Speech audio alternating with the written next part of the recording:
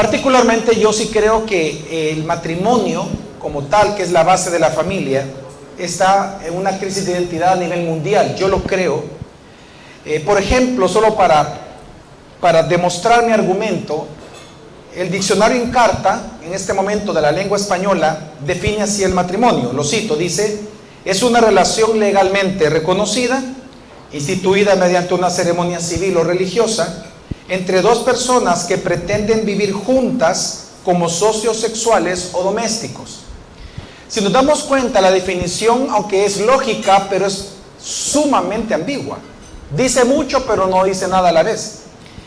Y yo creo que eso es un reflejo de lo que la gente o el mundo piensa acerca del matrimonio. De hecho, la profesional en cultura latina, Valeria Fuenmayor, ella es directora y maestra de una universidad en Madrid. Ella ha hecho un estudio en Latinoamérica acerca del matrimonio y ella dice que encuentra más de 14 distintos tipos de matrimonios que existen en Latinoamérica. No los voy a leer todos, pero quiero mencionar algunos. Ella habla del matrimonio religioso, que ya lo conocemos, el matrimonio civil, que ya lo conocemos, pero luego agrega: también encontramos en Latinoamérica el matrimonio interreligioso, unión de distintas religiones sin negar su fe cada uno. El matrimonio intercultural, unión de personas que defienden sus distintas culturas. El matrimonio igualitario, unión entre personas del mismo sexo. El matrimonio no denominacional, uniones de quienes creen en Dios, pero no en congregarse. Personas que creen en Dios, pero no en congregarse. El matrimonio moderno, que es una unión novedosa, única, no convencional. El matrimonio simbólico, que existe ya, dice, en muchos países, que se habla de las normas, ritos y creencias de los contrayentes. Y el matrimonio a la fuga, le llama ella, que es solos, que se casan solos, sin ningún testigo, bajo ninguna ley y sin ninguna norma. Y ese hay otros tipos de matrimonios que ella define. Ahora, cuando yo leí esto la primera vez, yo dije, bueno, pero si a toda unión entre dos personas le llamamos matrimonio, entonces nada es el matrimonio. Si a toda unión le llamamos matrimonio, nada es matrimonio. Y las consecuencias de esto, yo creo que son muy obvias a nivel mundial. Hay un hermano nuestro que hizo una encuesta exactamente durante los meses de pandemia de cuarentena a nivel mundial, en los 5 continentes, incluyendo El Salvador, y él le llamó a su libro La Gran Recesión Matrimonial. Y lo que él propone con datos, y es algo que nosotros vemos en las iglesias, es que hoy en día ya las personas ya no quieren casarse. Los jóvenes no quieren casarse.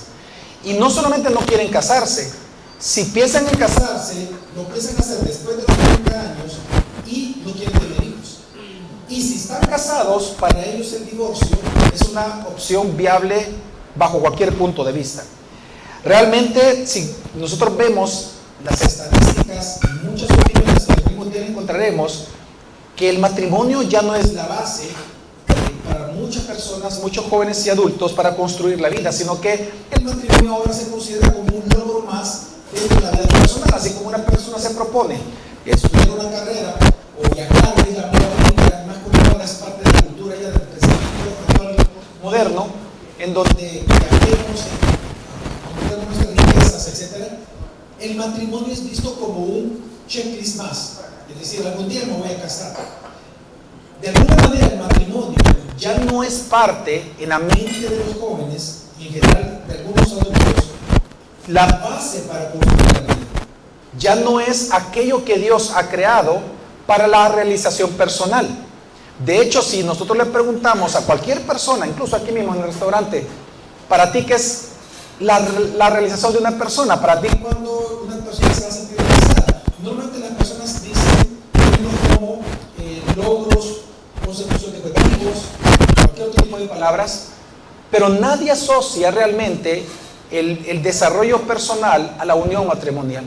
Porque cuando nosotros vamos a la Escritura es sumamente interesante que la única institución que Dios, y esa palabra es importante, Dios instituyó para la realización del hombre y la realización de la mujer es el matrimonio.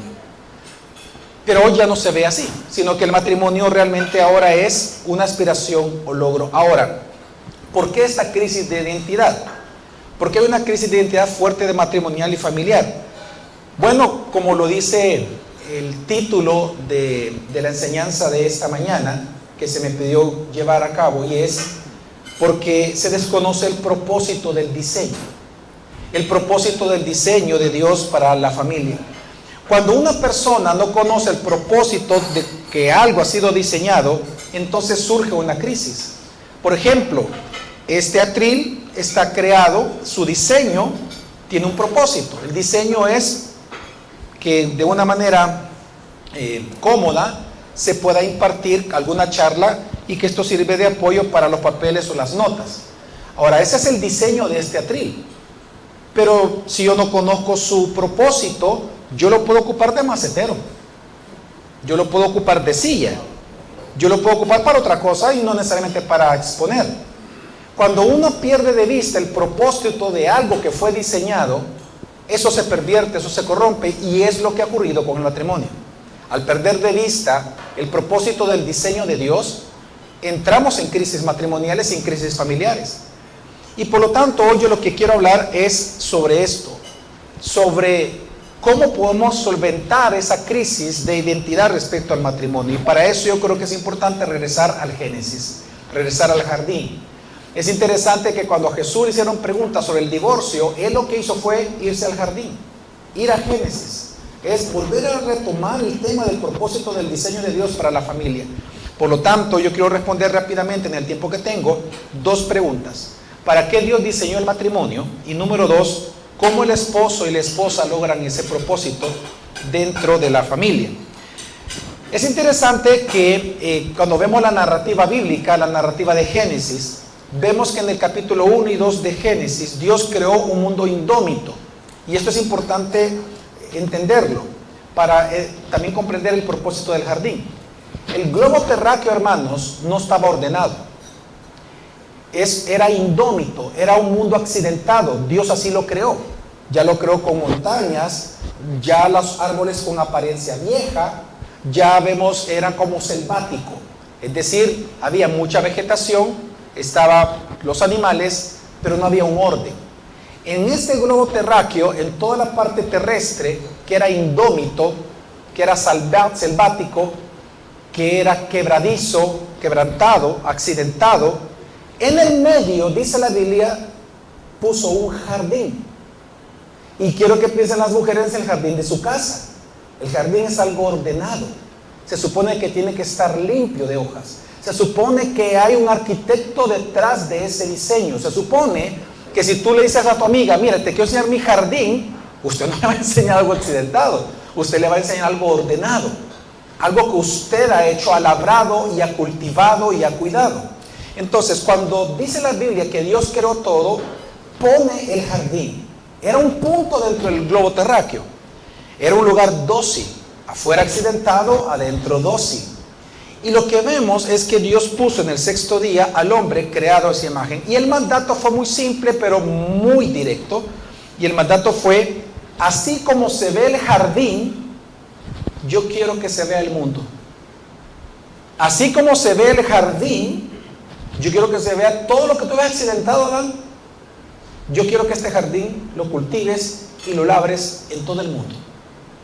Esto es lo que vemos en Génesis 2:15. Dice, el Señor Dios tomó al hombre, porque lo creó fuera del jardín, y lo puso en el huerto del Edén para que lo cultivara y lo cuidara. Entonces, él lo que tenía que hacer era expandir el jardín de Dios, es decir, el lugar de la presencia de Dios, a todo el mundo accidentado, a todo el mundo que Dios creó. Y por lo tanto tenía que cultivar este jardín al mundo. Cultivar, una vez más, donde Dios manifestaba su presencia. Ahora, ¿qué es lo que él necesitaba, Adán, para cumplir esta misión? Él necesitaba ayuda. Y por eso no nos extraña que entonces Dios creó a la ayuda idónea para este propósito. Ayuda idónea para este propósito.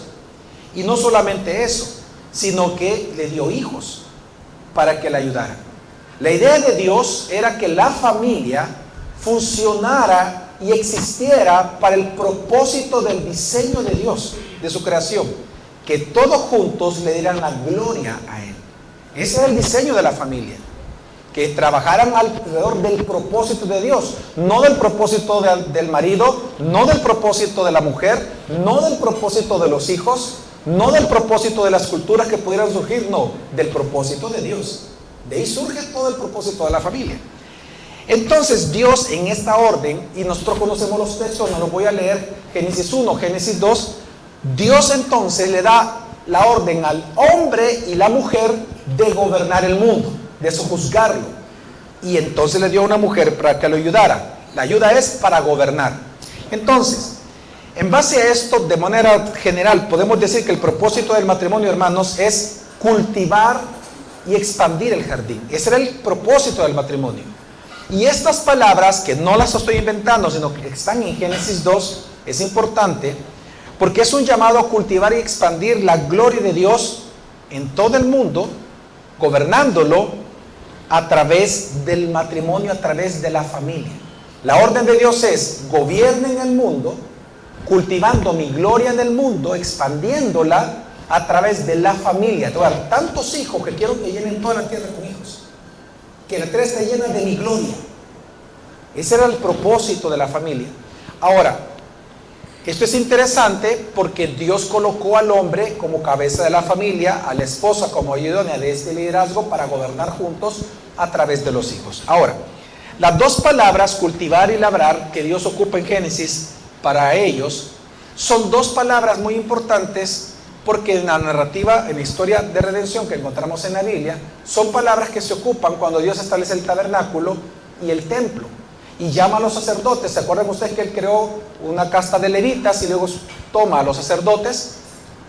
Cuando Él les da el mandamiento de cuidar el tabernáculo y de servir en el tabernáculo, son las dos mismas palabras del Génesis. Son las dos mismas en hebreo: labrar y cultivar. Dios, a la hora de encargar a los sacerdotes el cuidado de su templo, ocupa un lenguaje agrícola. Un lenguaje agrícola que es el que está tomado del jardín del Edén. Y lo hace con toda intención.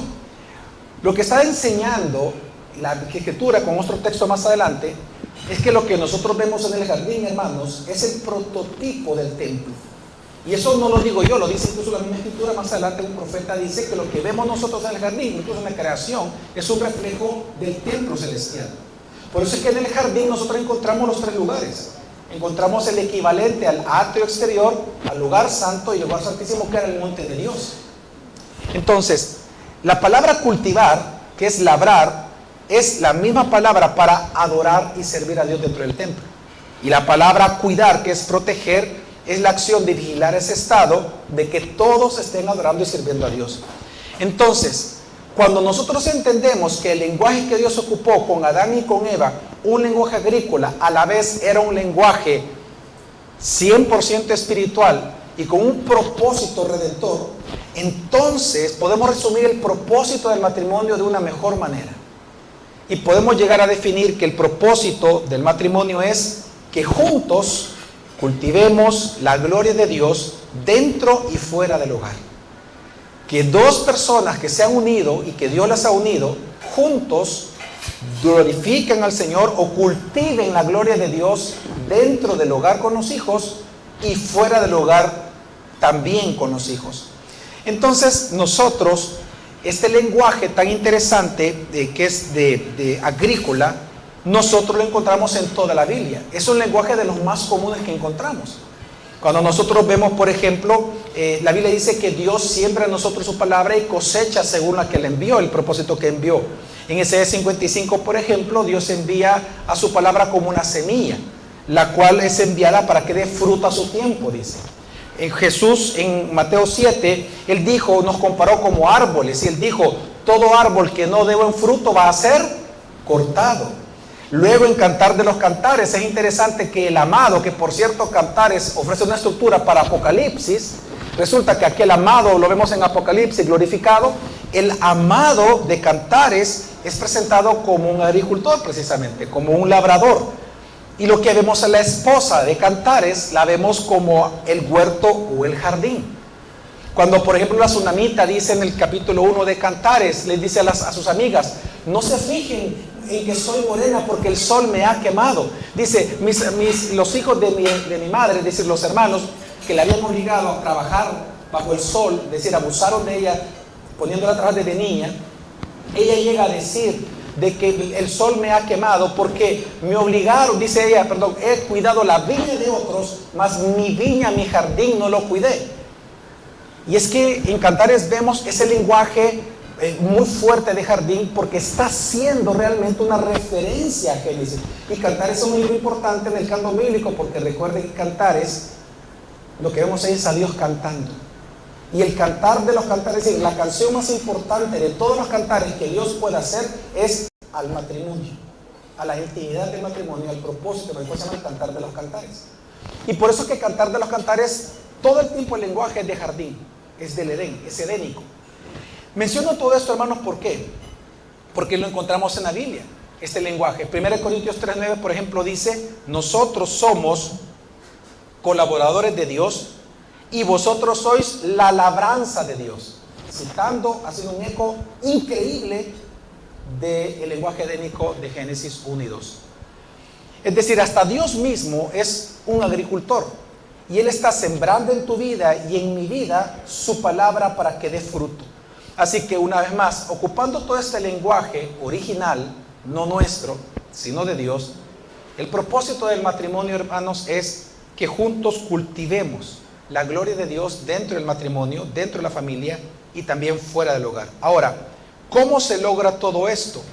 Cada uno haciendo o cumpliendo su rol dentro de este Edén, cada uno en su labranza ordenada. Miren, la manera en que se debe de cumplir este gran propósito de Dios en el diseño matrimonial es que es entender que Dios diseñó al hombre y a la mujer iguales en dignidad, pero muy distintos en roles. Y que los roles, es importante reconocer que jamás en la Biblia se refiere a un orden de importancia. Jamás. Los roles es parte del diseño de Dios, del plan eterno de Dios. Hay una planificación estratégica de Dios de cómo llevar a cabo todo.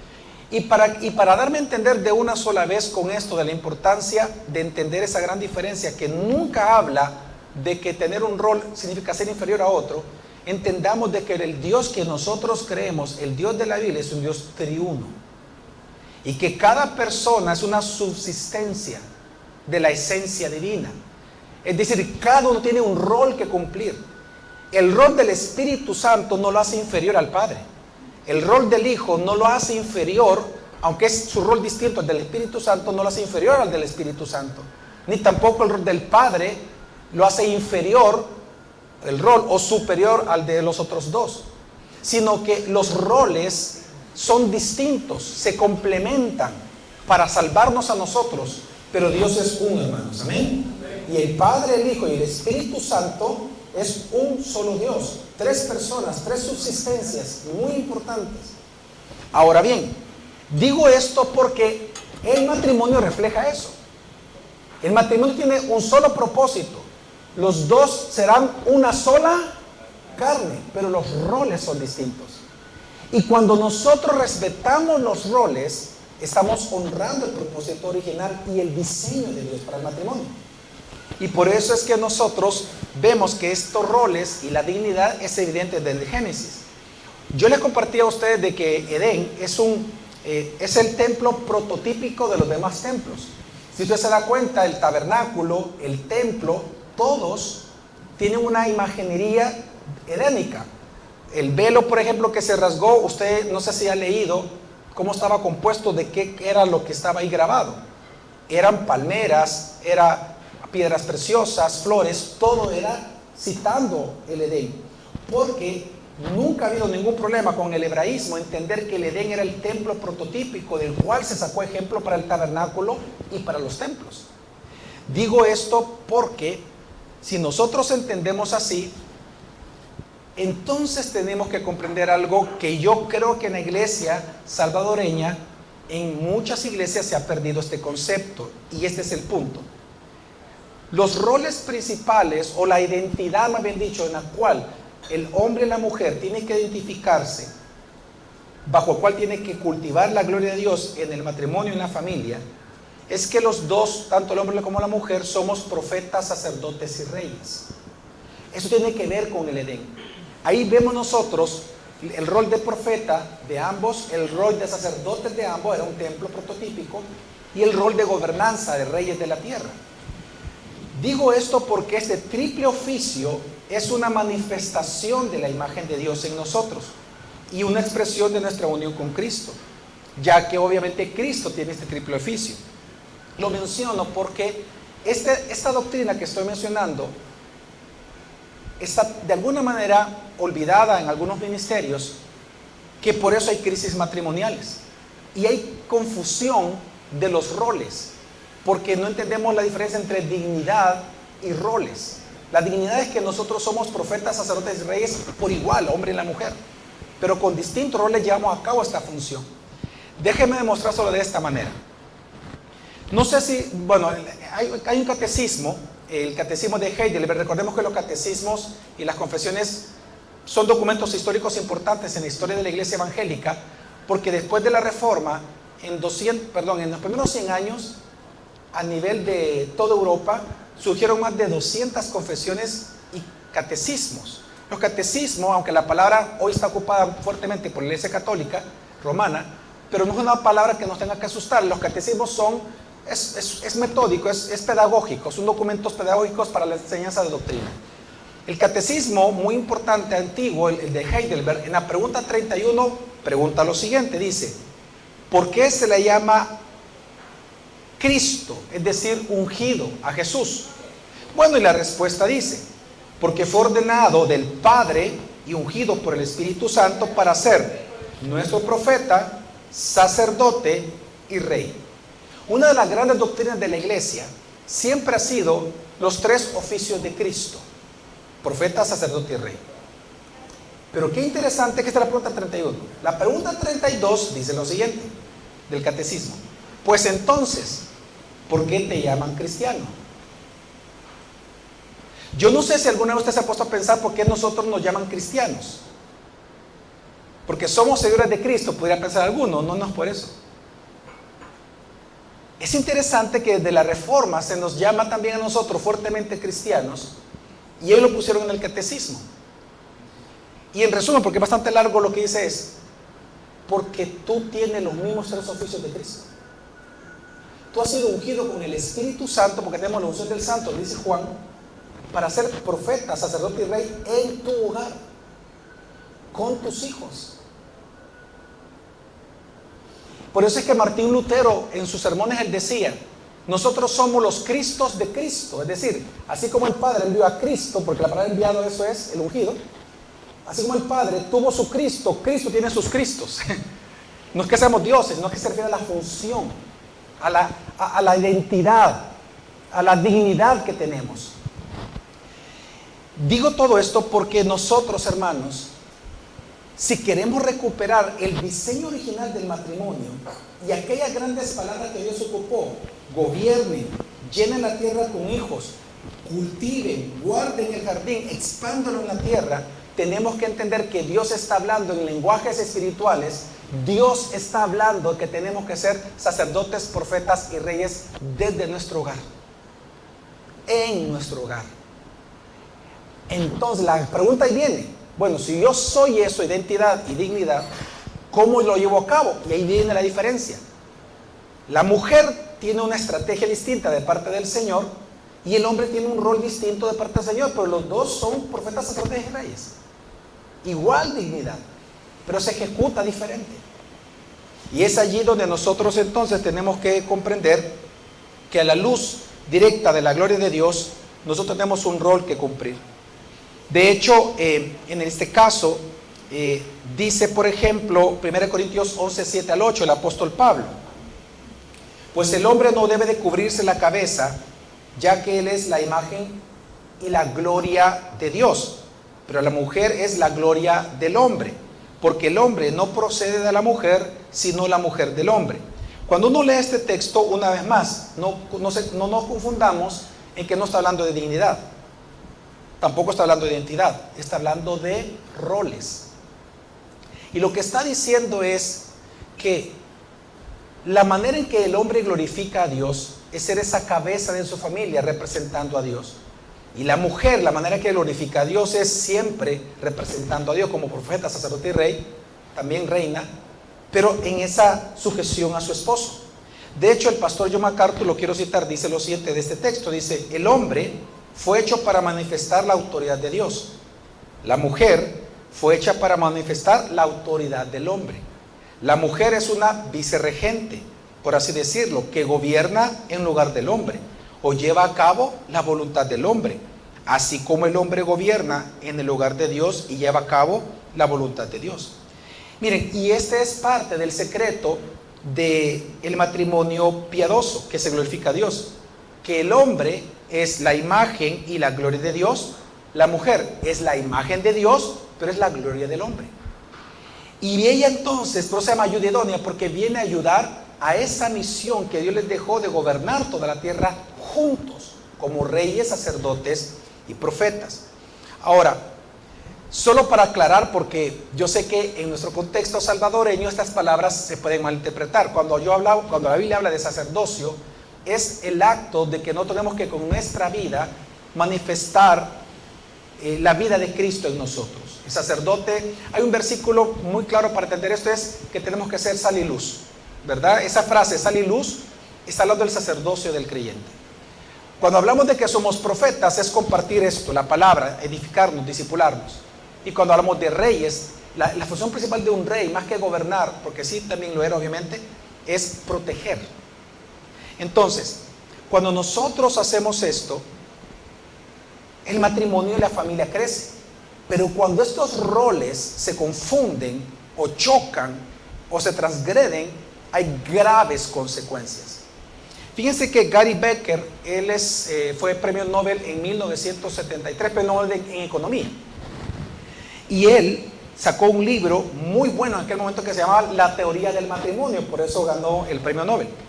Y en este libro, Teoría del matrimonio, él dice, estoy hablando a nivel económico y a nivel de estadista, él dice, los matrimonios complementarios, es decir, donde se respetan los roles, dice él, en 1973, ganan mucho. Y no está hablando de dinero, gana, o sea, la familia gana, los hijos ganan. Los hijos son distintos, los hijos crecen saludablemente, dice él en el libro. Es impresionante ver eso.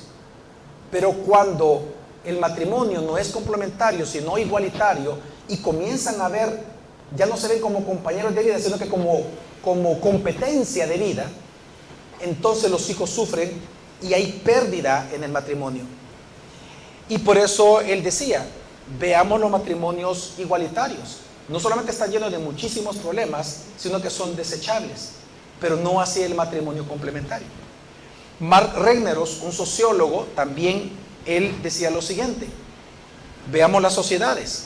Hoy en día que ha bajado el concepto del matrimonio y ya no se respetan los roles, lo que encontramos es, y él lo habla de manera económica, él dice, ahora el matrimonio es caro y el sexo es barato.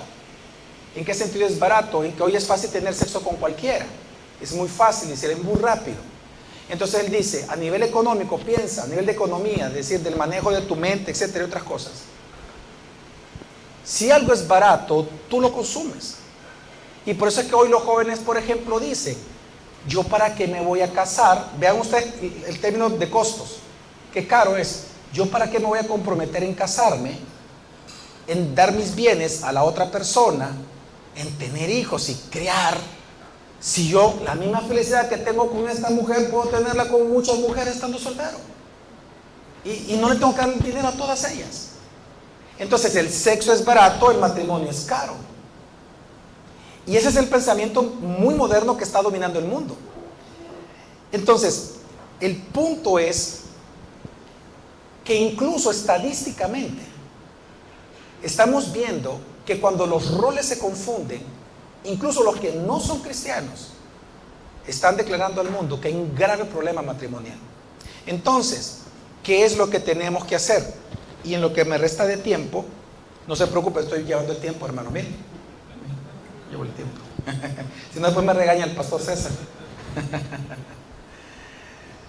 Tenemos que retomar una vez más los roles entre el hombre y la mujer. Por ejemplo, vamos a la parte práctica, como profetas. El profeta del Antiguo Testamento, gente piensa que solamente hablaba cosas de futuro, pero realmente el profeta lo que hacía era proclamar, si bien es cierto, predicciones, pero su principal función era proclamación más que predecir, y proclamaba la palabra de Dios para que el pueblo de Dios regresara a Dios abandonando sus pecados. Esa es la función del hombre y la mujer también en un hogar profético, solo que el hombre y la mujer lo hacen distinto, el rol. El hombre, por ejemplo, debe de enseñar la palabra de Dios a su esposa y a sus hijos. Piensen en todos los textos de Efesios, por eso cuando uno entiende esto, toma sentido muchos versículos que hablan de la familia ya en el Nuevo Testamento. El hombre es el que debe de lavar a la esposa por medio de la palabra, porque es su función profético. Él como profeta tiene que enseñar la palabra, educar con la palabra, criar con la palabra, animar a la esposa con la palabra, amar a la esposa con la palabra, sin añadirle ni quitarle nada a la palabra. Debe de predicarla con pasión, no debe predicar la palabra con desdén o con frialdad. Debe de hacerlo con autoridad. La Biblia dice que debe de santificar a su esposa por medio del lavamiento del agua por la palabra. Dice Efesios 6 que debe de criar a sus hijos en la amonestación del Señor. Todos esos versículos que usted los ha predicado es la función profética del hombre en la familia. Diseño original, lenguaje de Génesis, diseño original, lenguaje de propósito. Con tu ejemplo, en el caso de los esposos, porque también Pablo le dice a Timoteo, tú has seguido mi doctrina, mi conducta y propósito. 3 cosas, dice con el ejemplo. Y así sucesivamente. Ahora, ¿cómo la esposa es profeta de Dios en la casa? Bueno, no siendo cabeza, sino que sujetándose a lo que dice la Escritura, pero siendo esa ayuda idónea. Debe de reconocer y servir libremente a su esposo, porque tiene una función profética. Ahora, en este punto quiero defender aquí algo que dice la Escritura. En 1 Timoteo 2, un versículo que algunos tiemblan cuando dice que la mujer debe aprender en sujeción y callar en la iglesia, no ejerciendo dominio en el hombre. Eso no significa que en la casa tiene que ser así. Ahí dice en la iglesia, pero no en la casa. En la casa, la esposa tiene que ejercer su función profética con libertad. Si algún día su esposo merece ser exhortado, usted en amor, con mucho respeto, debe de exhortarlo, pero con la palabra. La mujer debe de guiar a sus hijos con la palabra, enseñarle la palabra, memorizar la palabra, estudiar la palabra, de ser teóloga. Es más, ¿sabían ustedes que en el Antiguo Testamento, cuando habla de la mujer y la familia, es interesante que hace una diferencia? Y usted lo ha leído esos textos. Cuando se refiere, por ejemplo, a Jacob, la Biblia dice Jacob, el hombre, la cabeza. Pero cuando se refiere a la esposa y a la familia, llama la familia de Jacob. O la casa de Jacob. Lo interesante que la palabra casa, que se ocupa en todo el Antiguo Testamento, cuando habla de la familia, la palabra casa es templo. Es berit, es templo. ¿Sabe qué significa? Que cuando en hebreo se le dice a la mujer ama de casa, lo que se le está diciendo es que ella es ama del templo, pero del templo local, del templo que es su casa. Ahí vemos que tiene una función sacerdotal, una función profética y una función de reina. Son lenguajes importantes de diseño original. Entonces, en todo esto, como hermanas, ustedes deben de enseñar a su casa, enseñar a sus hijos, y pueden exhortar con toda libertad a su esposo, animarlo con la palabra. Es más, Dios a las mujeres les ha dado un gran privilegio, y el privilegio es persuadir al esposo. Ese es el gran privilegio que tienen las esposas, persuadir al esposo, pero hágalo con la palabra. No lo haga como Eva, que lo persuadió con la palabra del otro, ¿verdad? De la serpiente. No. Ahí Dios da mandamiento que no había pecado, obviamente, porque lo que está demostrando es que el hombre debe vivir bajo sujeción de la voluntad de Dios, de la palabra de Dios, del consejo de Dios. Solo que Adán y Eva siguieron el consejo de otro, el consejo de la serpiente, no el consejo de Dios. Y la mujer entonces tiene ese privilegio y derecho de persuadir a su esposo. Tú eres la única que lo puede hacer, no la vecina, no las hermanas de la iglesia. Es tu privilegio y es tu deber persuadir a tu esposo con la palabra. ser profeta en tu propio hogar. Pues eso es lo que nosotros vemos en la Biblia. Esther intercedió con el rey para salvar a su pueblo. Y vemos en la contraparte, el caso de Herodes, que lo convenció, lo persuadió para que mandara a matar a Juan el Bautista. Lo importante es que tú tienes que hacerlo con la Escritura. Ayúdalo a pensar a tu esposo con la palabra, que piense en la doctrina. Sé tú una teóloga en tu propio hogar también. Obviamente lo puedes hacer fuera, pero ¿de qué sirve hacerlo fuera y no hacerlo en la casa? Pero no solamente eso, veamos como sacerdotes. Como sacerdotes, por ejemplo, nosotros tenemos que interceder por el pueblo de Dios. A mí me encantó, y lo quiero decir, el orar unos por otros, ¿verdad? Antes de la comida, yo lo felicito. De verdad que me encantó mucho. Esa es la función sacerdotal. Porque yo puedo pedirle a ti que ores por mí, si tú eres cristiano, porque tú eres sacerdote del Señor, así dice la Escritura. Real sacerdocio, nación santa. Somos reyes, real, y somos sacerdotes para proclamar, profetizar, profetas santos y reyes. Entonces, yo ejerzo como hombre en mi casa la función sacerdotal cuando intercedo por mis hijos, cuando les modelo la vida de Cristo delante de ellos y a mi esposa. Amar a mi esposa de manera particular y exclusiva a ella es parte de la función sacerdotal. Como Jesús ama a la iglesia de manera exclusiva y no se prostituye y no busca otra, así nosotros los esposos, cuando no adulteramos, nosotros y amamos de manera singular y exclusiva a nuestra esposa, estamos cumpliendo nuestra función sacerdotal. Cuando dejamos otras cosas para estar con ella. Todo esto es parte de la función sacerdotal. Darle mis pensamientos a mi esposa, los mejores pensamientos a ella, mis mejores palabras, mi conversación, mi ternura, mi tacto. Eso es parte de mi función sacerdotal. En el caso de la esposa, pues la Efesios 5 manda a la mujer a respetar al marido, a sujetarse a él con amor, en aquello que es de acuerdo con la palabra. Pero interesante que, fíjense bien, en Efesios, Dios manda a la mujer a sujetarse al marido. Pero en Tito, Dios manda a la mujer a amar al marido. Ambas cosas son importantes y es parte de la función sacerdotal de la mujer. Amarlo con respeto. Así que cada vez que tú amas a tu esposo reconociendo y honrando al que es cabeza de hogar, ella está cumpliendo su función sacerdotal. Déjeme dar un ejemplo. Tu esposa, Pastor César, cuando pedimos nosotros que oráramos, ella pidió orar por ti y por la iglesia. O sea, de las muchas cosas que pudo pedir ella, pudo haber pedido por ella, pero pidió por ti y por tu iglesia, por la iglesia que ustedes están ahí.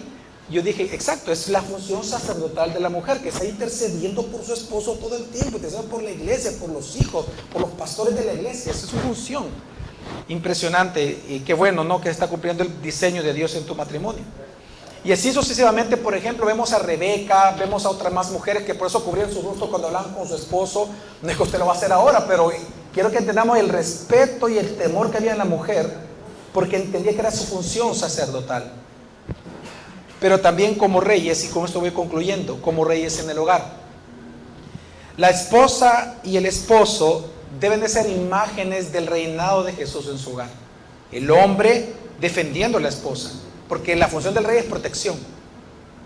Por eso es que todo Apocalipsis presenta a un Cristo victorioso como rey, victorioso, porque Él viene a vencer, Él es el vencedor.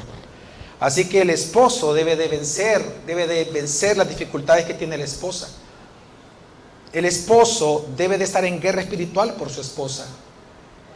El esposo debe proteger a su esposa de las malas amistades, de los malos pensamientos, de sus angustias y dolores. Debe de consolarla, debe de contenerla, no solamente abrazarla, debe saberla contener. El esposo está llamado a cuidarla de sus temores, de sus dudas, de su dolor y de su llanto, de su fragilidad y ansiedades, defenderla de sus propios pecados en amor y instrucción. Por eso es que el esposo también debe de exhortar a su esposa, guiar a su esposa, dirigir a su esposa en amor y en comprensión como vaso más frágil. Tratar el pecado de la esposa con gracia, con honra. Por eso dice la Escritura que el hombre debe de honrar a la esposa como vaso más frágil. Y luego agrega, para que tus oraciones no sean estorbadas. Es decir, mi función como rey del hogar determina también mi comunión con Dios. Si yo soy gobernante, anciano gobernante de la iglesia, pero no lo soy de mi casa, de quien yo debo de defender a mi esposa y cuidarla y amarla, entonces dice Escritura que Dios no va a oír mis oraciones. De hecho, tenemos que recordar que uno de los requisitos para ser anciano de una iglesia es que así como gobiernas tu casa, debes gobernar la iglesia. No puedes gobernar la iglesia si no gobiernas bien tu casa. Es una función, un lenguaje edénico, es un lenguaje de reyes. Así que debes de proveerle a tu esposa de descanso, de diversión, de ropa, de comida, de comodidad. Trátala como a ti y cumple tu deber conyugal como esposo, amándola. Y la esposa tiene que ser reina del hogar. ¿Y cómo puede ser tu reina del hogar? Pues guardando tu hogar, entendiendo que tú eres el ama de ese hogar. Tú eres la dueña de la casa. Proverbios 31 habla de una mujer que es reina, profeta y sacerdote de su hogar. Sea prudente con su esposo, sé generoso con tu esposo, sé fiel con tu esposo, sé piadosa con tu esposo, cumple tu deber conyugal como esposa. Proverbios 31:12 dice, ella le trae bien y no mal todos los días de su vida. Ella le trae bien y no mal todos los días de su vida a su esposo. Esa es la función de reina. La función de reina, y lo que vemos en Proverbios 31, es que por eso es que ella no gasta el dinero de la casa en frivolidades, en adornos caros. No, porque ella piensa en la economía de la familia. Ella no va a empobrecer el hogar. Ella no va a manchar la reputación del esposo. No va a manchar la reputación, el nombre de su esposo. No va a contristar el alma de su esposo con falsas acusaciones, con celos amargos. ¿Por qué? Porque es reina. Porque es reina del hogar. Reina de ese templo que Dios ha puesto, llamado matrimonio, familia. Ella defiende a su esposo. Habla bien, no habla mal. Ella es tierna, amorosa. Lo cuida en la enfermedad, lo consuela, lo apapacha, lo anima. Esa es la función de reina. Ahora, ¿quién es el modelo para todo esto? Es Jesús. Porque nosotros mismos no podemos hacerlo por nosotros solos. Necesitamos la gracia de Dios. En 2 Corintios 12:9 dice, y Él me ha dicho, te basta mi gracia, pues mi poder se perfecciona en tu debilidad. Hermanos, tú y yo siempre vamos a ser débiles, es ser sacerdotes, profetas y reyes en el hogar. Siempre vamos a ser débiles en eso. Somos débiles para hacerlo. Pero por eso Dios nos dice, bástate mi gracia. La manera en que nosotros procuramos cumplir con el diseño de Dios para el matrimonio, precisamente es a través de la gracia del Señor. Es apoyándome en la gracia, entendiendo que Él me da el poder. El poder para hacer las cosas es la misma gracia de Dios. Y estar sujeto a la gracia, amar esta gracia, perfeccionarla en mi propio corazón y en mi propia vida. Así que, hermanos, y esto nos obliga a nosotros, por tanto, a no caer de la firmeza, como dice la Escritura, por medio de la palabra del Señor. Nosotros tenemos que modelar a partir de este momento, todo el tiempo, este diseño de Dios para la familia en la Biblia, en la iglesia y con los demás por medio de la palabra. Yo sí creo que es necesario hacer un esfuerzo más grande en adoctrinar una vez más a la iglesia salvadoreña. Está bien que demos charlas motivacionales, está bien que le demos ánimo a los hermanos, pero si por algo la iglesia pudiera ser en algunos momentos femélica, precisamente es porque necesitan la palabra. Tenemos que volver a adoctrinar a la iglesia salvadoreña. Se han perdido muchas doctrinas y por eso es que hay muchos problemas. Porque la doctrina, recuerden que la palabra doctrina está en la misma Escritura, es la enseñanza de Dascalao y tenemos que hacerlo. Yo de verdad, hermanos, los animo a esto. Miren, ¿se acuerdan ustedes en Malaquías? Dios dice, de las 6 disputas, Malaquías es un libro donde hay 6 disputas que Dios hace con el pueblo. En la tercera disputa, Él dice que Él ya no les va a ayudar porque han sido desleales con la mujer de su juventud. Cuando ellos le preguntan a Dios, porque hay una disputa, ¿por qué? ¿En qué nosotros hemos sido desleales con ella? Y Él dice que se divorcia. Y en ese instante en que menciona el divorcio, Él dice lo siguiente, Dios, ¿por qué yo los he hecho uno a ustedes? Y Él da la respuesta, porque ando buscando hijos piadosos. Y Él va al Génesis y les recuerda para qué fue creado el matrimonio.